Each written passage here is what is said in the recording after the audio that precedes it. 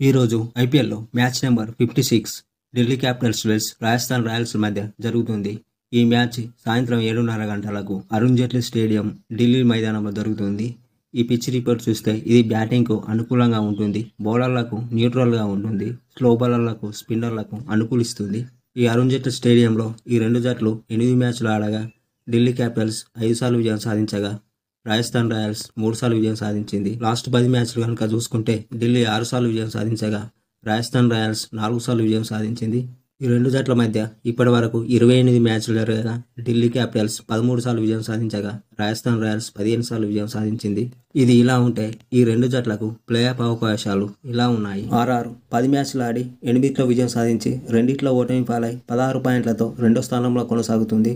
RR జట్టుకు ఇంకా 4 మ్యాచ్లు మిగిలి ఉన్నాయి. 4లో ఒక మ్యాచ్ గెలిచిన ప్లే ఆఫ్కి వెళ్తుంది. 4లో 4 ఓడిపోతే రన్ రేట్ ద్వారా ప్లే ఆఫ్స్కి వెళ్ళవచ్చు. ఢిల్లీ క్యాపిటల్స్ 11 మ్యాచ్లు ఆడి 5లో విజయం సాధించి 6లో ఓటమి పాలై 10 పాయింట్ 7వ స్థానంలో కొనసాగుతోంది. ఢిల్లీ క్యాపిటల్స్కు ఇంకా 3 మ్యాచ్లు మిగిలి ఉన్నాయి. 3లో 3 గెలిస్తే రన్ రేట్ ద్వారా ప్లే ఆఫ్కు చేరవచ్చు. ఈ రెండు జట్లు ప్లే ఆఫ్స్కి వెళ్తావా లేదా అనేది కామెంట్ల రూపంలో తెలియజేయండి. అలాగే వీడియోకి ఒక లైక్ చేయండి.